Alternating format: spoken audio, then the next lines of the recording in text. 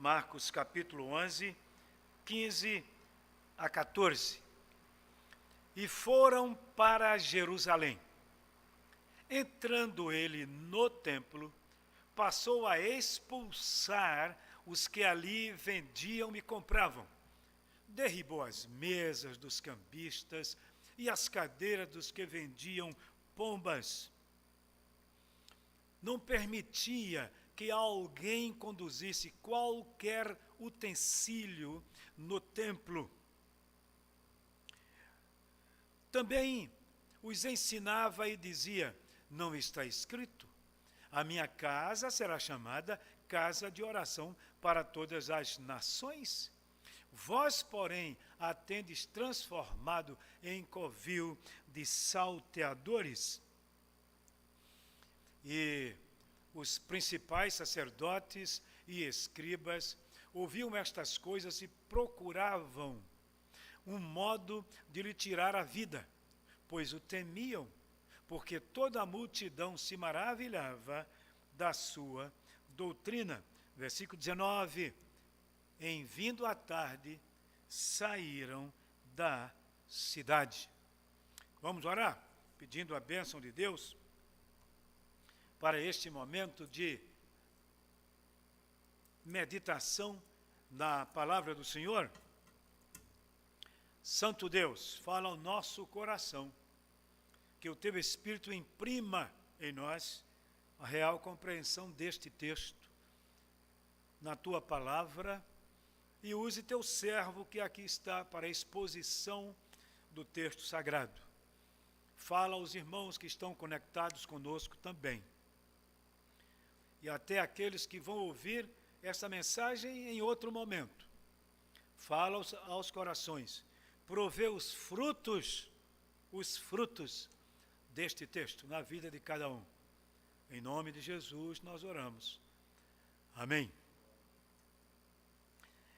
Meus irmãos, faz algum tempo, anos 80, creio, anos 90, do Dr. John MacArthur, um pastor americano de tradição reformada, escreveu Os Carismáticos. E ele faz uma análise desses procedimentos nas diferentes reuniões carismáticas da sua nação, o que imprime sobre nós algum ensinamento também. Mas ele também escreveu outro livro, chamado Com Vergonha do Evangelho. O Dr. John MacArthur escreve esse livro lá, creio que para o ano 2000, e ele nesse livro faz tremendas críticas ao pragmatismo. O que quer dizer isso? É que o pragmatismo analisa o culto sob a ótica seguinte: se der resultado, então a gente aceita. Qualquer que seja o procedimento, se produz fruto, se der resultado, a gente aceita. Isso pode funcionar nos meios diversos desta vida. A teologia do culto não admite isso.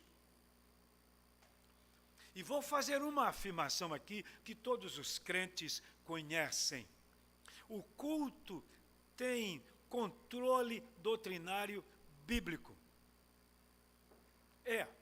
Nós não podemos cultuar a Deus à vontade. Então podemos sim associar-nos ao Dr. John MacArthur no seu livro, dizendo exatamente isto. Nem sempre o que funciona em termos analíticos, segundo a nossa percepção, é possível ser usado em nosso culto. Nem tudo. Por que não? Porque a Bíblia deixa claro que há um princípio regulador do culto. Nunca esqueçam isto. Há um princípio regulador do culto. E isso deve chamar a nossa atenção. Porque culto não é espetáculo. Culto não é espetáculo. Culto é um momento de celebração a Deus pelo que Ele é e o que Ele faz. E nós não podemos esquecer isto. Mas vamos ao texto que nós lemos? O que tem isso a ver com o texto que nós lemos? Algumas explicações antes para nós elucidarmos este texto. Este incidente na vida do Senhor Jesus é tão importante que está nos 4 evangelhos. Em João, por exemplo, está no capítulo 2, 12 a 16. Em Mateus está no capítulo 21, 12 a 14. Em Lucas está no capítulo 19, 45 a 48. E o texto básico para nós é Marcos 11, 15 a 19. O templo judeu foi construído no topo do Monte Sião. E toda a sua área era chamada de Hieron, na língua grega, que quer dizer lugar santo. Aquele templo tinha 4 compartimentos, ou 4 áreas. Uma área era para os gentios, todo mundo podia ficar ali. A outra área era para as mulheres, que não podia ficar junto com os homens. A outra área era para os homens somente. Mas havia uma área que era chamada de Naós, onde só os sacerdotes podiam estar. Essa divisão tinha razão de ser. Não era por acaso. Era uma ordem de procedimentos que havia ali. E nós temos que entender. Bem, então, esse incidente com o Senhor Jesus aconteceu exatamente no compartimento dos gentios, onde eles achavam que podiam ficar à vontade, fazer o que bem entendessem. Agora, por que é que ocorreu aquilo que estava ocorrendo ali? Por que aquela ocorrência? Por que aquele procedimento daqueles homens? Prestem bem atenção aqui. Cada judeu, a partir dos 19 anos, que morasse a uma distância, digamos, de 20 milhas, cerca de 10 quilômetros, da cidade de Jerusalém, cada judeu devia ir à Páscoa de acordo com a lei. Além disso, tinha que pagar por ano a metade de um shekel. Essa moeda shekel ainda tem esse nome, é válida ainda hoje, lá no Estado judeu. E um shekel equivalia a cerca de 2 dias de trabalho. Então, havia esse comprometimento de presença e de contribuição. Para que isso? A presença para se adorar ao Deus que habitava naquele templo. Ao Deus que estava presente na adoração naquele templo. Mas não somente isso. A contribuição havia para a manutenção do trabalho do templo, que era, de fato, muito exigente, como nós sabemos.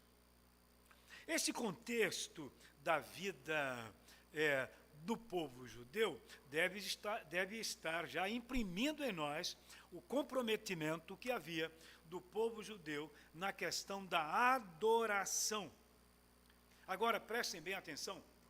Acontece que os cambistas duplicavam isto, e havia peregrinos procedentes de várias partes do mundo. Eles eram enganados, tanto na moeda como na avaliação dos animais que eles levavam para serem sacrificados. E como nós vemos, isso era uma injustiça. O Senhor Jesus Cristo sabia disso. Era uma exploração, especialmente porque a família que tratava disto, era que tomava conta daquelas coisas, recebia aquele dinheiro, fazia essa transação, era de um sacerdote chamado Anás. Então, tudo estava funcionando de maneira errada naqueles procedimentos. E foi nesse contexto que o Senhor Jesus chega e imprime aquela ordem ali de forma dura para aquela gente que ali estava. Quais as lições que podemos tirar disso tudo? Vamos ao nosso tema, a adoração cristã e suas implicações para os adoradores. Vamos tirar as lições daquele tempo. Nós não somos judeus, nós somos cristãos. Qual o legado doutrinário da adoração que podemos tirar daí? Alguns deles nós vamos olhar aqui e de forma bastante séria. Mas antes de dizermos qualquer coisa, eu preciso chamar a sua atenção para a forma dura como o Senhor Jesus agiu. Ele fez aquilo sem que houvesse motivo justo? Claro que não. Ele levava a sério o que Deus havia estabelecido na sua palavra e procurava imprimir isso na vida daquela gente para que pudessem compreender o que quer dizer adorador, o que quer dizer ser adorador de verdade. Uma das lições que nós temos aqui é que uma das falhas dos chamados adoradores hoje é que a motivação que leva alguém ao templo não é a glória de Deus, mas interesses pessoais. Vamos dizer essa frase positivamente. A motivação que deve levar-nos ao templo para adorar deve ser a glória de Deus. Mas o que estava acontecendo ali não era isso. Eram interesses pessoais. Por que Cristo agiu daquela forma tão dura? É porque Jesus, mais do que qualquer outra pessoa, sendo Deus conosco, sendo Deus homem, plenamente Deus, entendia o real significado deste assunto. Adorar a Deus.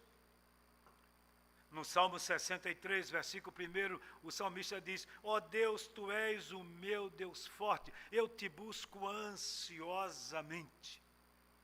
A adoração deve imprimir em nós essa compreensão, essa busca.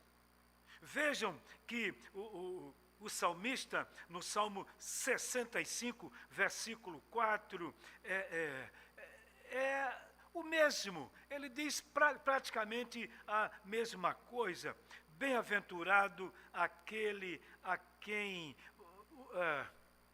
escolhes e aproximas de ti, para que assista nos teus átrios. Vejam que coisa maravilhosa. Assista nos teus átrios, ficaremos satisfeitos com a bondade de tua casa, o teu santo templo.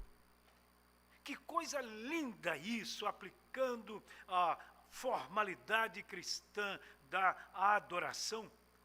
Mas há um outro salmo, entre vários outros, que até temos um cântico muito bonito, com base nele é o Salmo 84. O Salmo 84 diz: quão amáveis são os teus tabernáculos, Senhor dos exércitos. A minha alma suspira e desfalece pelos atos do Senhor. O meu coração e a minha carne exultam pelo Deus vivo. O pardal encontrou casa, a andorinha ninho para si, onde acolha os seus filhotes. Eu, os teus altares, Senhor dos exércitos, Rei meu e Deus meu. Os teus altares, por isso ele diz, bem-aventurados os que habitam na tua casa. Que coisa linda isso! Bem-aventurados os que habitam na tua casa, louvam-te perpetuamente. Nós estamos indo à igreja, nós estamos vindo à igreja, nós reservamos o tempo para cultuar a Deus por causa da sua presença, por causa das implicações que a verdadeira adoração traz ao nosso coração. Mas, infelizmente, existem coisas que nós não podemos admitir. E aqui eu recordo, aos anos 60, eu era pré-adolescente ainda, faz um tempinho. E em uma reunião do presbitério da Paraíba, lá na minha cidade, naquele tempo, reunião do presbitério era uma festa. A igreja participava dos cultos. E os pastores do presbitério escreveram mensagens em um boletim que foi distribuído para todos. E naquele boletim dizia assim, que nós não devíamos ir para a igreja para apenas nos encontrarmos com os outros. Afinal, a nossa sociedade é uma sociedade muito bem equilibrada. A sociedade dos cristãos, não é? E mais particularmente aquele grupo que pertence à igreja, nós nos conhecemos, passamos às vezes a semana inteira sem nos vermos, no domingo vamos para lá e nos vemos, aquele papo abençoado, aquela conversa, aquela comunhão, aquela confraternização é tão boa, e nós vamos ao templo apenas para isto, objetivamente. Então diziam eles, não. Será que esse encontro puramente, essa objetividade puramente social seria suficiente? Afinal, a igreja é uma sociedade, digamos, de um grau de perfeição admirável. Não é perfeita nos termos de impecabilidade, mas nós não vemos na igreja coisas que vemos na sociedade secular. Mas se nós formos participar do culto só por causa disso, diziam eles naquele boletim, e aí falavam de outras coisas mais, que às vezes as pessoas vão ao culto e ficam olhando para um, para outro, vendo a roupa, vendo o cabelo, vendo isso, vendo aquilo, criticando tudo. Há pessoas que fazem isso, não podemos negar. A grande questão é exatamente esta, e fazer isso é bom? Fazer isso leva a gente a se envolver na motivação principal do culto? É isso mesmo? Então, precisamos, de fato, rever a motivação que nos leva ao templo para adorar. Na verdade, o que Cristo quis imprimir na mente daquela gente, com aquela atitude tão dura, ele quis dizer assim, devemos buscar a Deus por causa do próprio Deus, por causa da sua glória.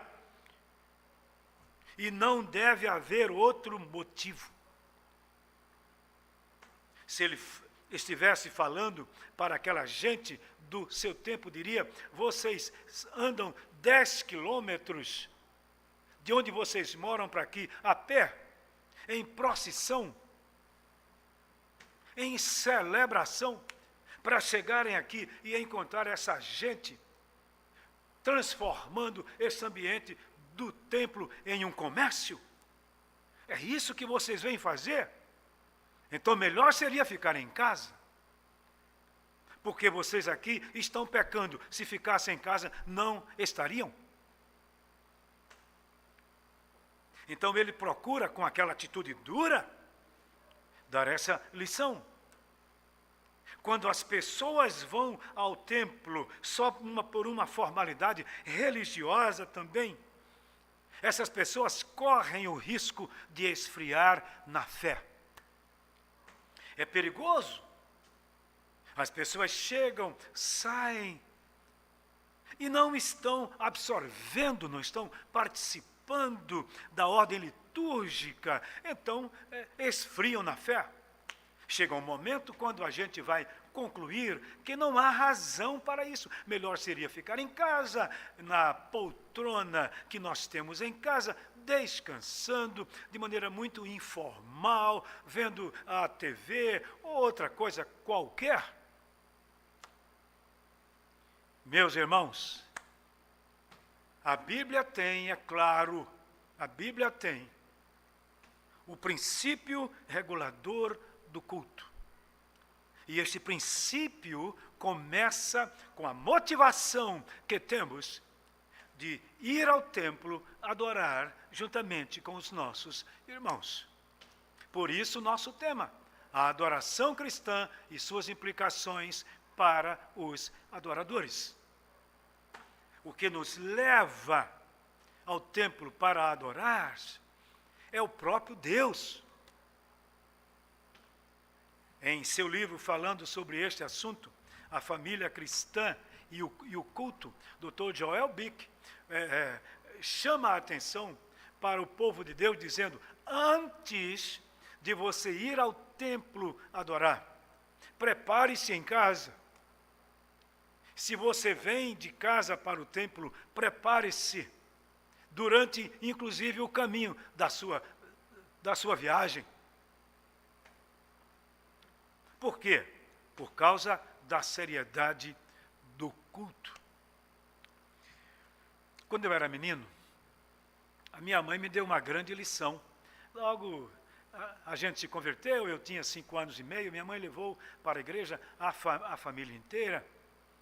E eu cheguei com ela um dia para cultuar, domingo à noite, eu estava muito colado com ela, meu pai não era crente ainda. E ela chegou, entrou no templo, baixou a cabeça. E eu fiquei olhando para ela assim, ela com a cabeça baixa. Eu não entendi o que ela estava dizendo. E depois levantou a cabeça. Eu disse: a senhora estava orando? Ela disse: foi. Orando o quê? Ela disse: ah, meu filho, pedindo a bênção de Deus para o culto e para mim. Lembro do que ela disse. Que eu esteja aqui de acordo com a vontade de Deus.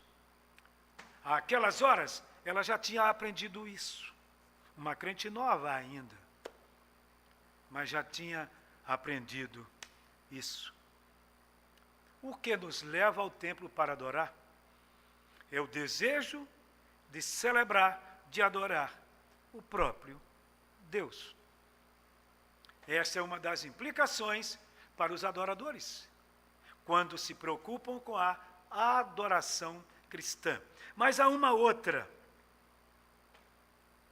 É preciso que nós evitemos, eu vou dizer sempre o não para depois dizer o sim. O que está errado é quando a forma da adoração torna-se mais importante do que a sua essência. Vou dizer agora de forma positiva. Para nós, a essência da adoração é mais importante do que a forma. Não é o trato litúrgico quem define a importância da nossa adoração, ou o seu conteúdo. Não é. A liturgia é muito importante quando ela segue o princípio regulador do culto, mas em si mesma, não. E isso é muito perigoso, quando nós não atentamos. Não devemos cair no formalismo frio e impessoal de muitos chamados tradicionais. Não são todos, mas muitos. Não devemos também cair na desordem defendida por muitos pragmáticos carismáticos. Nenhum extremo e nem outro. Porque isso não define nada na nossa adoração. Não define. Para nós, a essência da adoração é mais importante do que a forma. E como é que nós entendemos isto? É preciso entender. Olha o que Isaías 1,13 diz. Esse texto me chama a atenção. 700 anos, mais ou menos, antes de Cristo. O profeta falou isso, Isaías 1,13. Olha o que ele diz. Não continueis a trazer ofertas vãs. O incenso é para mim abominação, e também as festas da lua nova, os sábados e a convocação das congregações. Não posso suportar iniquidade associada ao ajuntamento solene. Ora só que coisa isso aqui. Não posso suportar iniquidade associada ao ajuntamento solene? É sério? É sério o que estamos falando? É algo muito sério o nosso procedimento na adoração. E é exatamente imprimindo este princípio que o Senhor Jesus, lá em Mateus 15, versículos 8 e 9, está falando também. Ora, o que é que Cristo diz lá em Mateus 15, 8 e 9, citando este texto de Isaías e outros, Isaías 29, Isaías 58, etc. Jesus está dizendo o quê? Este povo honra-me com os lábios, mas o seu coração está longe de mim. E em vão me adoram, ensinando doutrina que são preceitos de homens. Isto é muito sério. Imediatamente Jesus estava criticando os escribas e fariseus, que pelo seu ensino criavam pessoas que não adoravam a Deus devidamente. Então, para o Senhor Jesus, conforme lemos na sua palavra, é que a essência da adoração é mais importante do que a forma. E a essência só pode ser entendida quando nós a interpretamos dentro dos princípios da palavra de Deus. Então vejam, com isto aqui eu não estou dizendo que nós devemos quebrar qualquer questão litúrgica. Eu não quero liturgia. Espera. Sabe o que quer dizer a palavra liturgia? Litus ergue, trabalho do povo. Exatamente isso. Nada mais. Os que não entendem isso criticam a liturgia, porque entendem que o culto deve ir à vontade. Não pode. Repito, o culto tem seu princípio regulador dentro da própria Bíblia.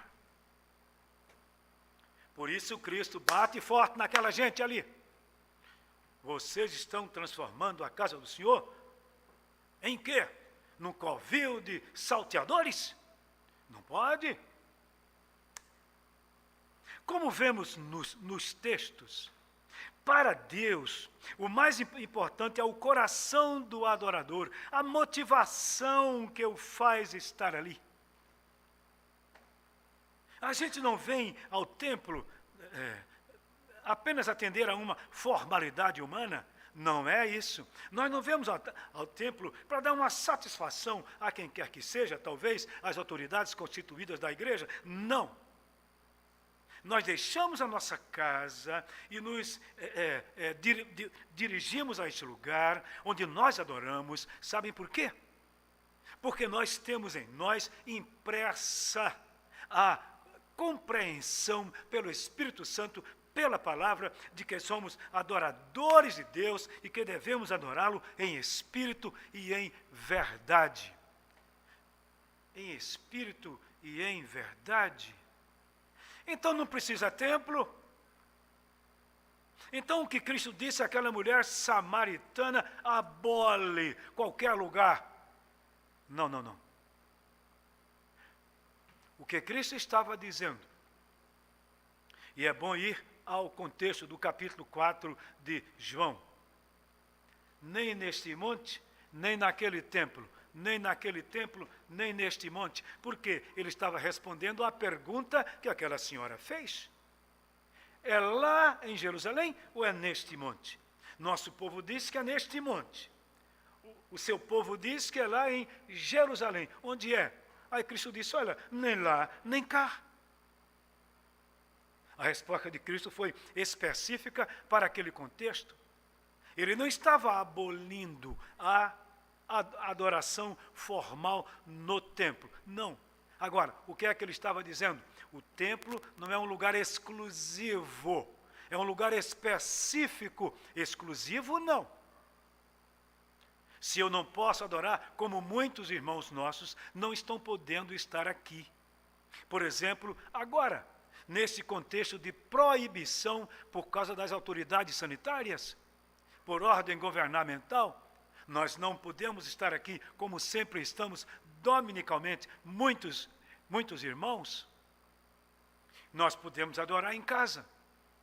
Claro que sim, podemos. Mas o templo é um lugar específico de adoração, onde o povo se ajunta. Existe aquilo que chamamos ajuntamento solene, para podermos adorar a Deus. Isso é bíblico, é necessário. Alegrei-me quando me disseram, vamos à casa do Senhor. Então é isso que a palavra de Deus ensina.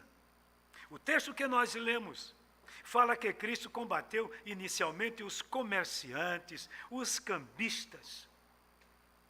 Combateu por quê? Por causa da injustiça dos valores cobrados.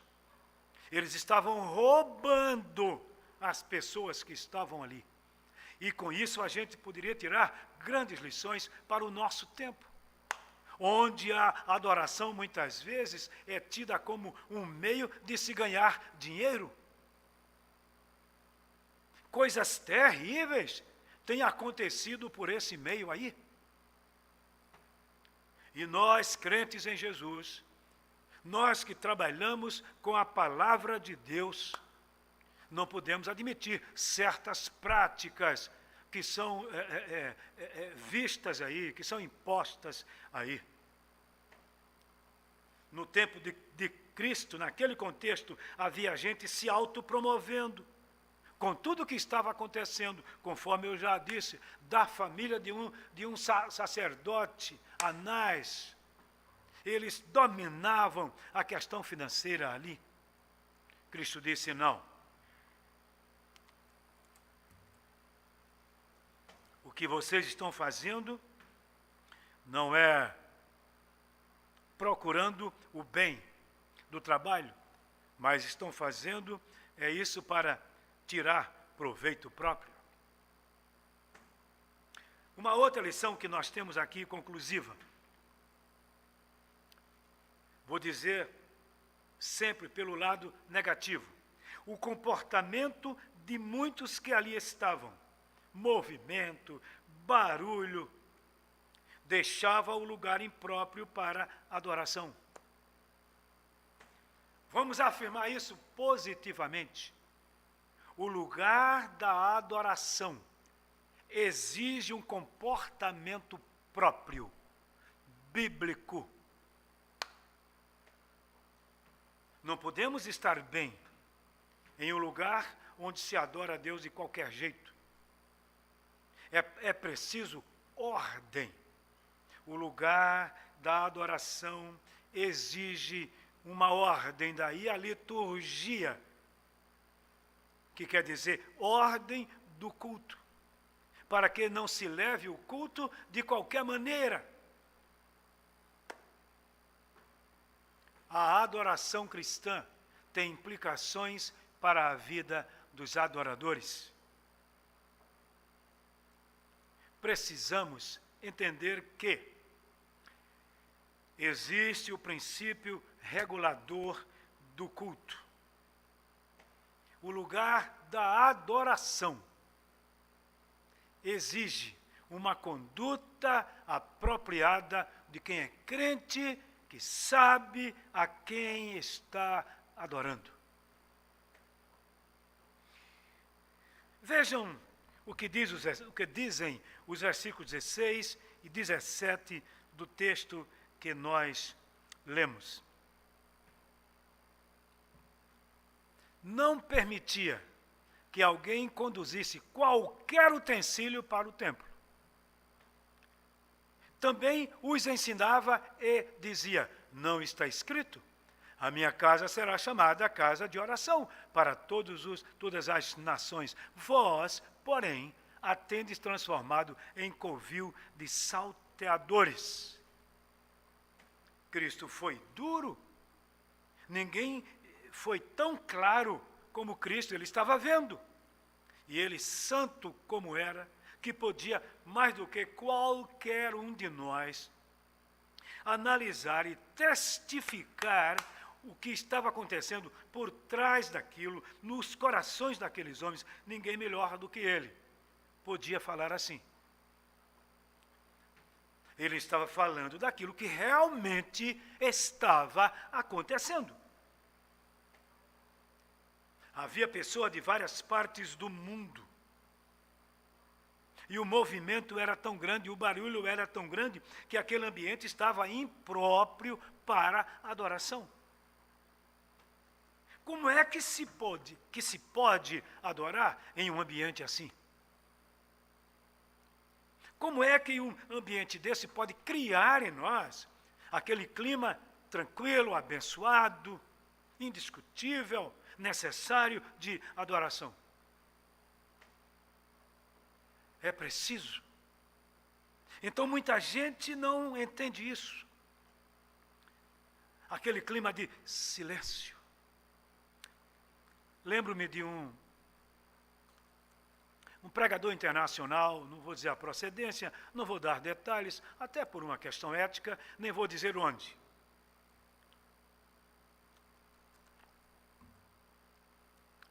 Mas ele era um desses pregadores carismáticos que se movimenta. Ele foi a uma igreja grande,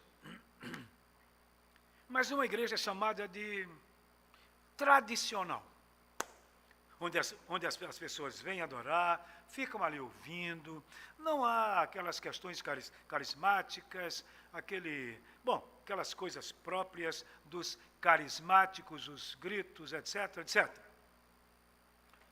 Todo mundo ali calado, após o cântico do coral, todos ficaram ouvindo e o pregador foi falar. Falou, e todos atentos. Após o culto, ele chamou o pastor daquela igreja e disse assim: meu caro irmão, eu creio que ninguém estava gostando do que eu preguei. O pastor disse: o quê? Não estava gostando. Ele disse: mas por que a sua conclusão, meu amado irmão? Porque ninguém dizia nada, ninguém dava um aleluia, ninguém dava um glória, ninguém dizia nada, todo mundo calado. Aí o pastor, sabiamente, sem intenção de crítica nenhuma, disse assim: sabe por que estava acontecendo isto? Porque todos estavam atentos à palavra maravilhosa que o irmão trouxe. O irmão trouxe uma palavra edificante. E todos estavam atentos atentos para o que o nosso irmão falou. Graças a Deus pelo que o Senhor falou. A igreja foi edificada, eu não tenho dúvida disso. Ah, é isso mesmo? Perfeitamente.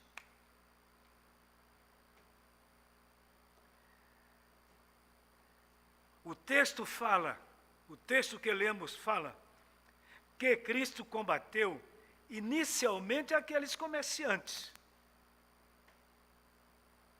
porque eles estavam impedindo com que eles faziam o clima de adoração. A grande pergunta, já aplicando, concluindo, a grande pergunta é exatamente esta: o que tem impedido o bom clima de adoração? O que é na nossa igreja, na sua igreja, nas igrejas, tem impedido esse bom clima de adoração?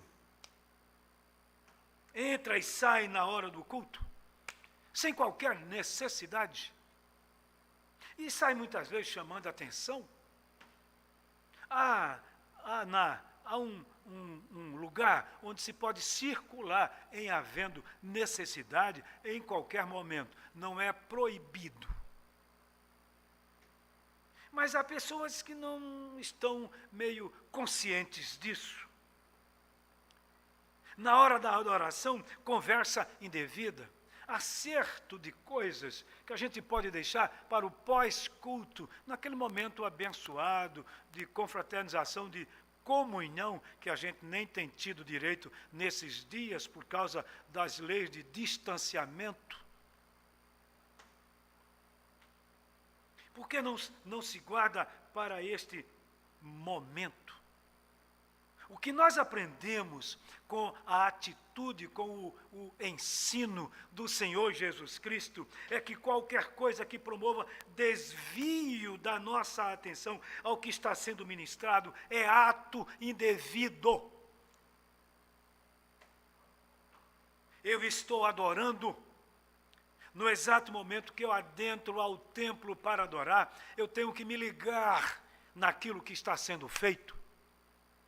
Nos cânticos entoados, eu posso até cantar melhor. E quando eu digo cantar melhor, eu estou dizendo que o meu coração cante, não só os meus lábios. Há pessoas que falam muito alto sobre tudo, mas na igreja nem sempre abrem a boca para cantar assim, parece que não estão podendo. Há hinos tão lindos que nós poderemos cantá-los muito bem, e eles ficam melhor ainda quando nós expressamos com o nosso coração. Nada melhor do que entender essas letras abençoadas desses hinos, por exemplo, que nós cantamos hoje, e que vamos cantar agora mais um. Por que não? Ó Rei sublime, em majestade e glória, sobre as milícias do celeste além. Ouve o louvor, os hinos de vitória dos que de ti recebem todo bem. E o coro desse hino diz: vinde, ó remidos filhos de Deus, cantai louvores que alcancem os céus. Gente, que isso! Tem coisa melhor para o crente do que chegar na igreja e se aquietar na presença de Deus. Deus não está restrito a um templo bonito como este nosso. Não, não. Ele está em toda parte e de modo específico, especial, naquele momento que está sendo adorado. Meus irmãos, minhas irmãs, precisamos desfrutar melhor. Precisamos desfrutar melhor destes momentos de culto. Agora, volto ao que eu falei no início.